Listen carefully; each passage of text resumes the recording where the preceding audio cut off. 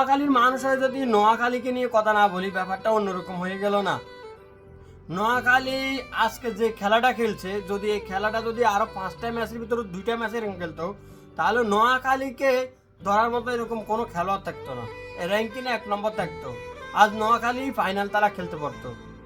যে খেলাটা আজকে খেলছে, যাই হোক, নোয়াখালী খেলোয়াড়গুলো এরকম ভাবে কাম ব্যাক করবে, মানে বাসা হারিয়ে ফেলছে এরকম হয়ে গেল। এত দুর্দান্ত ইনিংস। এই খেলাটা দরকার ছিল আঙ্গ 5টা ম্যাচের ভিতরে 2টা ম্যাচ যদি এরকম জিততো, কত ভালো হতো আমাদের জন্য, নোয়াখালীর জন্য কত ভালো হতো। দেখেন, সুমন সরকার 2 ম্যাচ ছিল না, 2 ম্যাচ হারে গেছে। মানে সুমন সরকার নাবি মানে এরা ছিল না, এই কারণে হারিয়ে গেছে। এরা আসছে, নোয়াখালী এখন জিততেছে, লাভ হয়েছে কি? যাই হোক, নোয়াখালী টিমের জন্য দোয়া রইল, যেন তারা আরো 2-3 ম্যাচ আছে, ওগুলো যেন ভালো করতে পারে। আর কি, ফাইনাল তো আর যাইতে পারতো না, এটাই দোয়া করি যেন ভালো করতে পারে।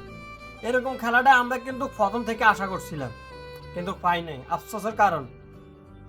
যাই হোক, হাজির তো সবাই আছে, সবাই ভিডিওটা দেখবেন, আর নোয়াখালীকে ভালোবাসেন, অবশ্যই ভিডিওটা শেয়ার করে দিবেন।